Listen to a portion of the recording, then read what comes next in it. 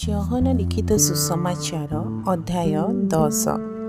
ସତ୍ୟ ସତ୍ୟ ମୁଁ ତୁମମାନଙ୍କୁ କହୁଅଛି ଯେ ଦ୍ୱାର ଦେଇ ମେଷଶାଳାରେ ପ୍ରବେଶ ନ କରେ, ମାତ୍ର ଅନ୍ୟ କୌଣସି ସ୍ଥାନରେ ଚଢ଼ି ପ୍ରବେଶ କରେ, ସେ ଚୋର ଓ ଡକାୟତ। କିନ୍ତୁ ଯେ ଦ୍ୱାର ଦେଇ ପ୍ରବେଶ କରେ, ସେ ମେଷପାଳକ। ଦ୍ୱାରୀ ତାହା ନିମନ୍ତେ ଦ୍ୱାର ଫିଟାଇ ଦିଏ। ପୁଣି ମେଷଗୁଡ଼ିକ ତା'ର ସ୍ୱର ଶୁଣନ୍ତି, ଆଉ ସେ ନିଜର ମେଷ ସବୁକୁ ନାମ ଧରି ଡାକି ବାହାର କରି ଘେନିଯାଏ। ସେ ନିଜର ମେଷ ସବୁକୁ ବାହାର କଲା ଉତ୍ତାରେ ସେମାନଙ୍କ ଆଗେ ଆଗେ ଚାଲେ ଓ ମେଷଗୁଡ଼ିକ ତାହାଙ୍କର ପଛେ ପଛେ ଚାଲନ୍ତି, କାରଣ ସେମାନେ ତାହାର ସ୍ୱର ଚିହ୍ନନ୍ତି। କିନ୍ତୁ ସେମାନେ ଅଚିହ୍ନା ଲୋକର ପଛେ ପଛେ କେବେ ହେଁ ଚାଲିବେ ନାହିଁ, ମାତ୍ର ତାହା ପାଖରୁ ପଳାଇ ଯିବେ, କାରଣ ସେମାନେ ଅଚିହ୍ନା ଲୋକମାନଙ୍କର ସ୍ୱର ଚିହ୍ନନ୍ତି ନାହିଁ। ଯୀଶୁ ସେମାନଙ୍କୁ ଏହି ଉପମା କହିଲେ, କିନ୍ତୁ ସେ ସେମାନଙ୍କୁ ଯାହା ଯାହା କହୁଥିଲେ ସେହି ସବୁ କ'ଣ ବୋଲି ସେମାନେ ବୁଝିଲେ ନାହିଁ। ତେଣୁ ଯୀଶୁ ପୁନର୍ବାର କହିଲେ, ସତ୍ୟ ସତ୍ୟ ମୁଁ ତୁମମାନଙ୍କୁ କହୁଅଛି, ମୁଁ ମେଷଗୁଡ଼ିକର ଦ୍ୱାର। ଯେତେ ଜଣ ମୋ ପୂର୍ବରେ ଆସିଅଛନ୍ତି ସେମାନେ ସମସ୍ତେ ଚୋର ଓ ଡକାୟତ, କିନ୍ତୁ ମେଷ ସବୁ ସେମାନଙ୍କର କଥା ଶୁଣିଲେ ନାହିଁ। ମୁଁ ଦ୍ୱାର। ଯଦି କେହି ମୋ ଦେଇ ପ୍ରବେଶ କରେ, ତାହେଲେ ସେ ରକ୍ଷା ପାଇବ ଏବଂ ଭିତରକୁ ଆସି ଓ ବାହାରକୁ ଯାଇ ଚରା ପାଇବ। ଚୋର କେବଳ ଚୋରି, ବଧ ଓ ବିନାଶ କରିବା ନିମନ୍ତେ ଆସେ। ସେମାନେ ଯେପରି ଜୀବନ ପାଆନ୍ତି ଓ ପ୍ରଚୁର ଭାବରେ ପାଆନ୍ତି, ଏଥି ନିମନ୍ତେ ମୁଁ ଆସିଅଛି। ମୁଁ ଉତ୍ତମ ମେଷପାଳକ। ଉତ୍ତମ ମେଷପାଳକ ମେଷଗୁଡ଼ିକ ନିମନ୍ତେ ଆପଣା ପ୍ରାଣ ଦିଏ। ଯେ ମେଷପାଳକ ନୁହେଁ, ମାତ୍ର ବର୍ତ୍ତନ ଗ୍ରାହକ, ସେ ମେଷଗୁଡ଼ିକ ଯାହାର ନିଜର ନୁହନ୍ତି, ସେ ବାଘ ଆସିଲା ଦେଖି ମେଷଗୁଡ଼ିକୁ ଛାଡ଼ି ପଳାଏ। କାରଣ ସେ ବର୍ତ୍ତନ ଗ୍ରାହକ ଓ ମେଷଗୁଡ଼ିକ ନିମନ୍ତେ ଚିନ୍ତା କରେ ନାହିଁ। ମୁଁ ଉତ୍ତମ ମେଷପାଳକ। ପିତା ଯେପରି ମୋତେ ଜାଣନ୍ତି ଓ ମୁଁ ପିତାଙ୍କୁ ଜାଣେ, ସେହିପରି ମୁଁ ମୋ ନିଜର ମେଷଗୁଡ଼ିକୁ ଜାଣେ, ଆଉ ମୋ ନିଜର ମେଷଗୁଡ଼ିକ ମୋତେ ଜାଣନ୍ତି। ପୁଣି ମେଷଗୁଡ଼ିକ ନିମନ୍ତେ ମୁଁ ମୋର ପ୍ରାଣ ଦିଏ। ଯେଉଁ ମେଷଗୁଡ଼ିକ ଏହି ମେଷଶାଳାର ନୁହନ୍ତି, ମୋହର ଏହିପରି ଅନ୍ୟ ମେଷଗୁଡ଼ିକ ଅଛନ୍ତି, ସେମାନଙ୍କୁ ମଧ୍ୟ ମୋତେ ଆଣିବାକୁ ହେବ। ପୁଣି ସେମାନେ ମୋର ସ୍ୱର ଶୁଣିବେ, ସେଥିରେ ଗୋଟିଏ ପଲ ଓ ଗୋଟିଏ ପାଳକ ହେବେ। ମୁଁ ମୋହର ପ୍ରାଣଦାନ କରିବାରୁ ପିତା ମୋତେ ପ୍ରେମ କରନ୍ତି, ଆଉ ମୁଁ ମୋହର ପ୍ରାଣ ପୁନର୍ବାର ଗ୍ରହଣ କରିବା ନିମନ୍ତେ ତାହା ଦାନ କରେ। କେହି ମୋ ଠାରୁ ତାହା ନେଇଯାଇ ନାହିଁ, ମାତ୍ର ମୁଁ ଆପେ ତାହା ଦାନ କରେ। ତାହା ଦାନ କରିବାକୁ ମୋହର ଅଧିକାର ଅଛି ଓ ତାହା ପୁନର୍ବାର ଗ୍ରହଣ କରିବାକୁ ମୋହର ଅଧିକାର ଅଛି।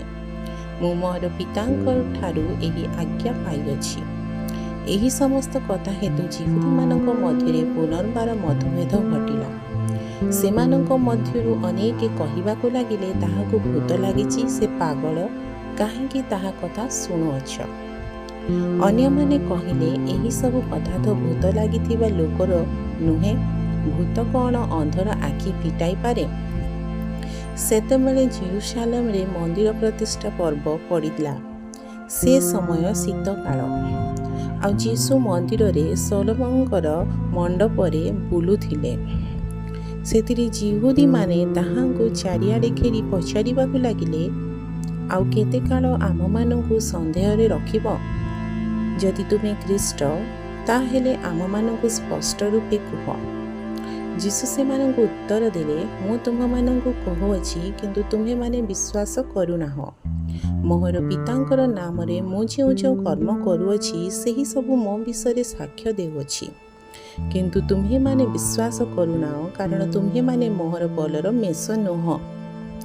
ମୋ ମେଷ ସବୁ ମୋହର ସ୍ୱର ଶୁଣନ୍ତି ଓ ମୁଁ ସେମାନଙ୍କୁ ଜାଣେ, ଆଉ ସେମାନେ ମୋହର ପଛେ ପଛେ ଚାଲନ୍ତି।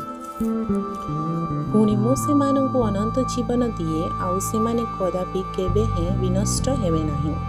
ପୁଣି କେହି ମୋ ହସ୍ତରୁ ସେମାନଙ୍କୁ ହରଣ କରିବ ନାହିଁ। ମୋହର ପିତା ମୋତେ ଯାହା ଦେଇଅଛନ୍ତି, ତାହା ସବୁଠାରୁ ବହୁମୂଲ୍ୟ, ଆଉ ପିତାଙ୍କ ହସ୍ତରୁ କେହି ତାହା ହରଣ କରିପାରେ ନାହିଁ। ମୁଁ ଓ ପିତା ଏକ। ଯିହୁଦୀମାନେ ତାହାଙ୍କୁ ଫୋପାଡ଼ିବା ନିମନ୍ତେ ଆଉ ଥରେ ପଥର ଆଣିଲେ। ଯୀଶୁ ସେମାନଙ୍କୁ ଉତ୍ତର ଦେଲେ, ମୁଁ ପିତାଙ୍କ ଠାରୁ ଅନେକ ଉତ୍ତମ କର୍ମ ତୁମମାନଙ୍କୁ ଦେଖାଇଅଛି। ସେହି ସବୁ କର୍ମ ମଧ୍ୟରୁ କେଉଁ କର୍ମ ନିମନ୍ତେ ମୋତେ ପଥର ଫୋପାଡ଼ୁଅଛ? ଯିହୁଦୀମାନେ ତାହାଙ୍କୁ ଉତ୍ତର ଦେଲେ, ଉତ୍ତମ କର୍ମ ନିମନ୍ତେ ଆମ୍ଭେମାନେ ତୋତେ ପଥର ଫୋପାଡ଼ୁ ନାହୁଁ, କିନ୍ତୁ ଈଶ୍ୱର ନିନ୍ଦା ନିମନ୍ତେ। ପୁଣି ତୁ ମନୁଷ୍ୟ ହୋଇ ଆପଣାକୁ ଈଶ୍ୱର ବୋଲାଉଥିବାରୁ। ଯୀଶୁ ସେମାନଙ୍କୁ ଉତ୍ତର ଦେଲେ, ତୁମମାନଙ୍କର ବ୍ୟବସ୍ଥାରେ ଏହା କ'ଣ ଲେଖା ନାହିଁ? ଆମ୍ଭେ କହିଲୁ, ତୁମ୍ଭେମାନେ ଈଶ୍ୱର ଗଣ।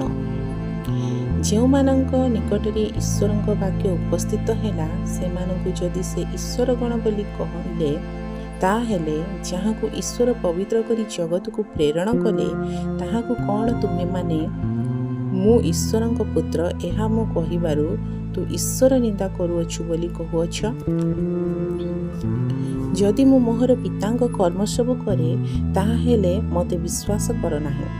କିନ୍ତୁ ଯଦି ମୁଁ କରେ, ତାହେଲେ ଯଦ୍ୟପି ତୁମ୍ଭେମାନେ ମୋତେ ବିଶ୍ୱାସ ନ କର, ତଥାପି ପିତା ଯେ ମୋ ଠାରେ ଅଛନ୍ତି ଓ ମୁଁ ପିତାଙ୍କଠାରେ ଅଛି, ଏହା ଯେପରି ତୁମ୍ଭେମାନେ ଜାଣ ଓ ବୁଝ, ଏଥି ନିମନ୍ତେ କର୍ମ ସବୁ ବିଶ୍ୱାସ କର। ସେଥିରେ ସେମାନେ ତାହାଙ୍କୁ ଧରିବା ପାଇଁ ପୁନର୍ବାର ଚେଷ୍ଟା କରିବାକୁ ଲାଗିଲେ, କିନ୍ତୁ ସେ ସେମାନଙ୍କ ହସ୍ତରେ ନ ପଡ଼ି ବାହାରି ଗଲେ। ଏଥିରେ ସେ ପୁନର୍ବାର ଜର୍ଦ୍ଦନର ପର ପାରିକି ଚାଲିଗଲେ। ଯୋହନ ଯେଉଁ ସ୍ଥାନରେ ପୂର୍ବେ ବାପ୍ତିସ୍ମ ଦେଉଥିଲେ, ସେହି ସ୍ଥାନକୁ ଆସି ସେଠାରେ ରହିଲେ। ଆଉ ଅନେକ ତାହାଙ୍କ ନିକଟକୁ ଆସି କହିଲେ, ଯୋହନ ସିନା କୌଣସି ଆଶ୍ଚର୍ଯ୍ୟକର୍ମ କଲେ ନାହିଁ, କିନ୍ତୁ ଏହି ବ୍ୟକ୍ତିଙ୍କ ବିଷୟରେ ଯୋହନ ଯେ ସମସ୍ତ କଥା କହିଲେ, ସେହି ସବୁ ସତ୍ୟ। ଆଉ ସେ ସ୍ଥାନରେ ଅନେକ ତାହାଙ୍କଠାରେ ବିଶ୍ୱାସ କଲେ। ପ୍ରଭୁ ଏ ବାକ୍ୟରେ ଆପଣମାନଙ୍କୁ ଆଶୀର୍ବାଦ କରନ୍ତୁ।